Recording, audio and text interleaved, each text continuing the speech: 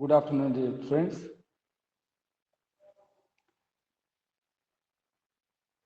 Today, we discuss prominent novelists of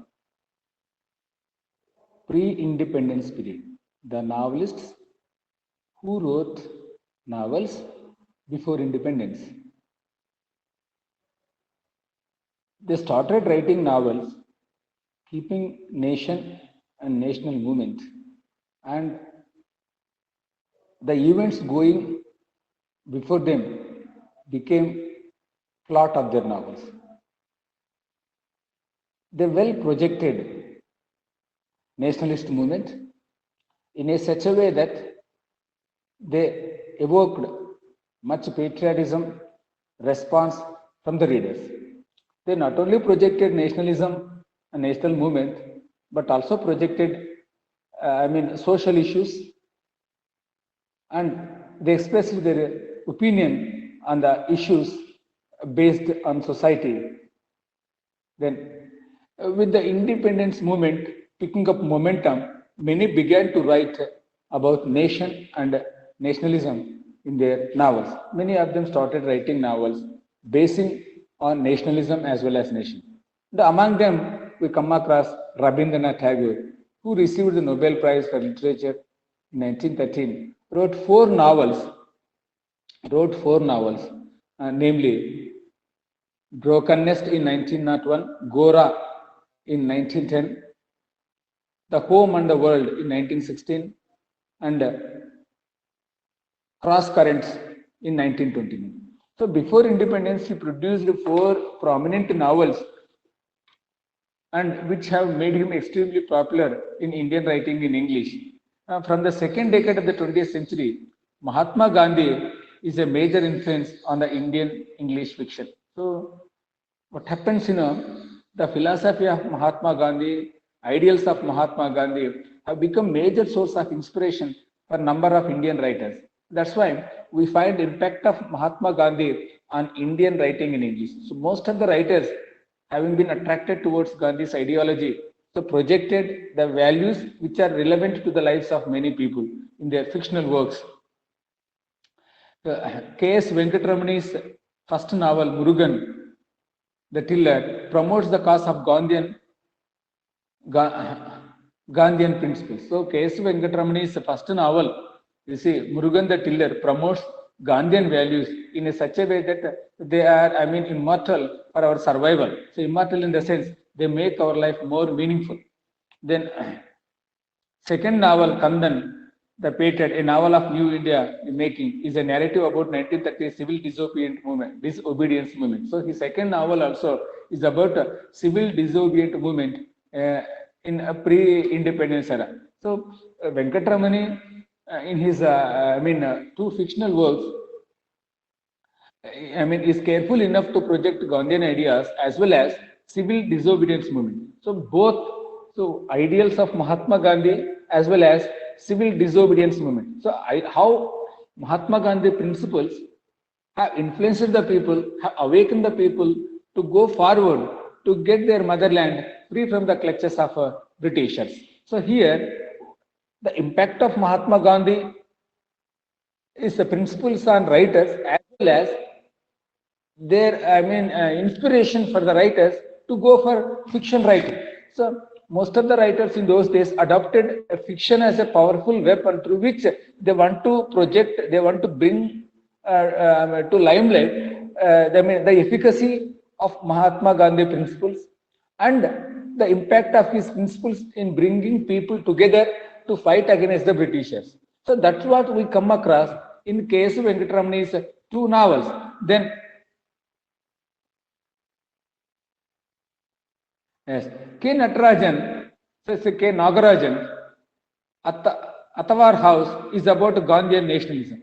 So K. Nagarajan's novel also, you see, Atavar House, written in 1937, is about Gandhian nationalism. So Gandhian nationalism is so popular in those days that the personality of Mahatma Gandhi has shown huge impact on thinking of individuals, and this impact has spread far and wide not only through the speeches of Mahatma Gandhi, but also through the writers of pre-independence era. So, in the writings of K.S. Venkatramani as well as Nagarajan, what we find is that Gandhian impact or influence on Indian writing in English, as well as its, the power, the efficacy of these principles on common Indian citizens. Then Gandhi's influence can be seen even in the novels written after independence. So even his impact or influence continued to inspire, continued to generate a curiosity among fiction practitioners. They adopted Gandhian ideals as the source of inspiration to write more fictional works even after independence also. K. Nagarajan's second novel, Chronicles of Kedaram, R.K. Narayan's Waiting for the Mahatma, and the Babani Bhattacharya, so many others. So, Babani Bhattacharya as well as R.K. Narayan, Nagarajan. These three writers, even after independence also, and projected the Gandhian ideals, the relevance of Gandhian ideals for the Indian society. So, what we understand in pre-independence fiction of Indians, so not only those social issues, but the guiding principles of Mahatma Gandhi and his nationalism get well placed in all the fictional works of these prominent writers. Then one of the major novelists of this age is Mulk Raj Anand. So Mulk Raj Anand, as you all very well, he is one of the the great Indian fiction writers. The rest of the two being R.K. Narayan as well as Rajaram. So Mahatma Gandhi, Mulk Raj Anand came under the influence of Mahatma Gandhi, very much. And in the beginning, he was influenced by the Bloomsbury group. So in the beginning stages of writing fictional works, so Mulk Raj Anand came under the impact or influence of the Bloomsbury group. Later in his second novel, Untouchable, so in his second novel, we find a gradual shift from Bloomsbury group to Gandhian ideology. So his second novel, Untouchable, records a complete shift from Bloomsbury group to Sabarmati. So Sabarmati means, he shifted from Western influence to Eastern influence. So that's what a shift from one kind of ideology to another kind of ideology. So now he is becoming very close to his motherland. That means from Western modernism to Gandhian philosophy. So Mulk Raj Anand, earlier in the initial stages of his fiction writing, he had adherence to Bloomsbury group. Later, he shifted his attention, he shifted his focus towards Gandhian philosophy. It was Gandhian philosophy which shaped the thinking of Mulk Raj Anand. He continued his study of oppressed in his subsequent novels. So what we find in his novels is that he exposes the suppression of downtrodden. So most of his novels clearly project the suppression of downtrodden. So social barriers or social issues, social evils are established of our society, a caste-based society, have ultimately what they did to the people, they dominated the weaker sections, the suppression of weaker sections, agony of weaker sections, despair of weaker sections, find full expression in Mulk Raj Anand's novels, in particular Coolie and Two Leaves and a Bud. So these two novels, clearly indicate, or you may call it symbols of agony experienced by downtrodden people. Then, in both these novels, his concern shifts from questions of caste to those of class. He starts writing novels. He starts with happier themes in his trilogy. So even in, in later novels of Mulk Raj Anand, we find happy endings also. The novels are The Village, Across the Black Waters, and The Sword and the Sickle. So these are all his prominent novels. The Big Heart is his last novel before independence. So The Big Heart remains as the last novel of Mulk Raj Anand before independence. However, he kept writing even after independence. Even after independence also, he did not remain silent. He started writing more number of novels with different themes and different concepts. Novels are, his post-independent novels are Seven Summers, The Private Life of the Indian Prince, The Old Man and the Cow, The Old Woman and the Cow, The Road, Untouchable, The Death of a Hero, Morning Face, Confessions of a Lover. So he has produced a considerable number of novels with varied themes. with varied themes. That is the reason, he occupies a prominent place in Indian writing in English. So first, from one influence to from one kind of influence he had in his life, later he shifted to Gandhian philosophy. Later, his novels became symbols of suppression of, downtrodden people. Later in some of his novels, what we find happier themes. So these kind of themes were popular or were part of fiction writing of Mulk Raj Anand before independence. After independence also, he continued to produce quite number of novels dealing with various themes. So many of Anand's literary and political preoccupations reappear in the work of Raja Rao. So some of the themes projected by Mulk Raj Anand also we find in Raja Rao's fictional work.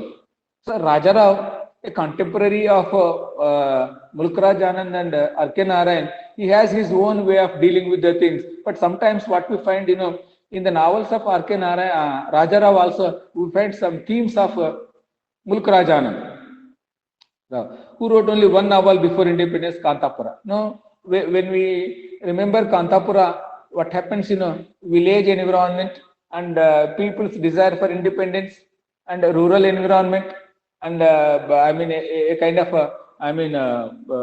leadership abilities, all these things we come across when we read Kantapura. So it is Kantapura which made Raja Rao one of the leading novelists of India. Independence and social transformation through Gandhian way. So Kantapura is a voluminous work. What it projects is that, a social transformation, a kind of transformation from one ideology to another ideology, a kind of individual transformation from one set of thinking of one kind of ideology to another kind of ideology. So the shift from a transition, you may call it, through, in the society has taken place because of Gandhian philosophy. So Raja Rao, being a sincere adherent of Gandhian ideology, adopted Gandhian principles in his life and well projected and well placed all his ideologies in his fictional work Kantapura. It is in Kantapura that we come to know that social transformation has become a reality only because of Gandhian ideology. To project Gandhian ideology as a powerful weapon, so Kantapura has come into existence. So this Kantapura shows a kind of social transformation, a transformation from one kind of living to another kind of living. A rapid change, a reform has taken place in the society because of Gandhian philosophy. Then R.K. Narayan, a popular figure in literary world, not only India but everywhere, is another big name. So in Indian writing in English, R.K. Narayan place is unique and matchless in fiction writing. The big name who always avoided political and social commentary in his works. But one thing, in most of his R.K. Narayan's novel, we don't find political or social issues dominating his fictional works. But he remains a spectator. He doesn't make much commentary on social and political issues. And he wrote only one novel, yes, and believed in the arts for art's sake. So he doesn't believe arts for man's sake, but he believed in arts for art's sake. His major novels written before independence are Swami and His Friends, The Bachelor of Arts, The Dark Room, and English Teacher. So he has written 4 prominent novels and which have introduced R.K. Narayan to the rest of the world. So most of his novels written before independence have brought much recognition and credibility to the writing of fiction in India. Earlier, Western people, did not estimate capabilities of Indian writers as a good fiction writers. But with the publication of R.K. Narayan's novel, even the world came to know the efficacy or the power of Indian thinkers in writing, a Western genre and following Western genre and projecting Indianness in their fictional works. Though the field of Indian fiction is dominated by Hindus, so most of the fictional works are dominated by Indians Hindus in the sense most of the fiction writers and novelists belong to Hindu community only, but still we find some Muslim men also coming forward writing a wonderful works in fiction. So there are a few Muslim novelists as well. So even we find some prominent or recognized Muslim novelists who also dealt with the theme of nationalism. So we also find men belonging to a Muslim community, or the writers belonging to Muslim community, adopting nationalism as the concept, as the theme of their fictional works. And Amir Ali's Conflict and K.A. Abbas' Tomorrow is Ours, a novel of India of today, are some more examples. So you see, these are the fine examples how Muslim writers also contributed a lot to the growth of Indian fiction in English. Not only the Hindus, but the Muslims also did their best to contribute to the growth of Indian fiction in English. Rakaya Sakawat Hussain is the only noticeable woman. Even we find some Muslim women also writing very good fictional works. Fictional works is the only noticeable woman of this period. She is widely regarded as a pioneer of women's liberation in South Asia. So she remained as a torchbearer for the rest of the women in entire Asia. She not only wrote a novel, but also paved the way for the rest of the women, particularly irrespective of religious faiths. She became a source of inspiration for women to adopt fiction as a mode to express themselves in a better way.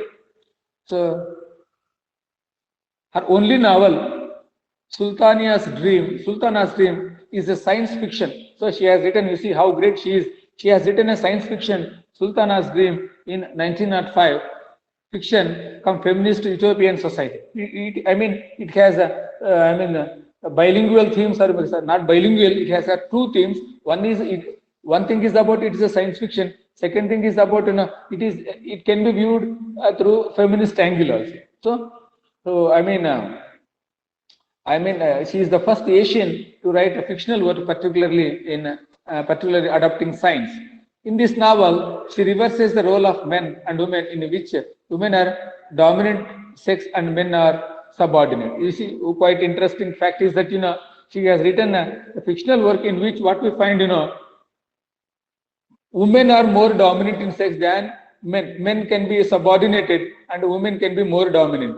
So this is how she writes her fictional works. Then she also depicts an alternative feminist vision of science, in which inventions such as solar ovens, you see, she projects inventions of science through women angle, and inventions such as solar ovens, flying cars, and cloud condensers are used to benefit the whole society. Women, so she also projected women that they can be given more chances to invent new things, or they are ready to do more inventions so as to help the society. You see, from her fiction, we not only come across feminist angle, but also different kinds of new concepts evolving in that beautiful fictional work. So most of the writers before independence have adopted different themes. So we come across, Nagarajan, we come across Venkatramani, both these writers, have written books completely based on Gandhian ideology. Later we come across R.K. Narayan's view of fictional writing differs from other writers, because he is projected common experience of the people, but he has not come under the influence of social or political events happening in those days. Then we also come across number of writers taking up this genre to express themselves. And Mulk Raj Anand, being under the influence for a longer period, that means under influence means here Western influence. Now totally he shifts to Bloomsbury group to Sabarmati Ashram. In the sense, he came under influence of Mahatma Gandhi, and he projected Mahatma Gandhi values in such a way that they exercised a huge impact on thinking of Indians, in particular at the time of freedom movement. And you see, some of his novels, project suppression of downtrodden people, and their sufferings and agonies are well depicted in his fictional works. He wrote number of novels before independence and after independence. Even Mulk Raj Anand, achieved tremendous popularity as a fiction writer in India. Then again we come across, we meet R.K. Narayan.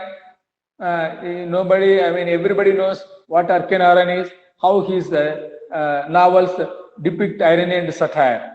And his popular novel, The Guide, has been filmed starring Devanand also. Then we come across I mean, we meet some Muslim writers also writing fictions before independence, and they also contributed a lot to the growth of Indian writing in English, particularly the fiction. I mean, the genre called fiction. So, pre-independence fictional writers have motivated number of writers after independence to adopt fiction as a suitable mode to express themselves. So in my next class, I explain post-independence writer and prominent Indian women writers of the current generation. You see, if you want to understand Indian fiction in a better way, it is better to read, I mean, pre-independence fictional works and post-Indian fictional works. So once we understand, you see, pre-independence fiction writers, we generally get into contact with the fictional works, and we clearly analyze how these writers have projected the social concerns of their times and how they come under the impact of our national leader. And the post-independent, if you read post-independence fiction writers, we can easily understand how the shift has taken place, how the themes have differed from the previous writers to the present generation. And we also find much variation and much difference in the thematic concerns of pre-independence writers as well as post-independence writers. So what we generally observe is that, even after independence also, we find, large increase in women writings also. Women came forward and adopted this genre and try to achieve an exalted position in fiction writing release. Most of the women adopted feminism as the theme of their fictional works. So in my next classes, the discussion will be about the post-independence fiction writers, and followed by prominent women novelists in India. So thank you very much.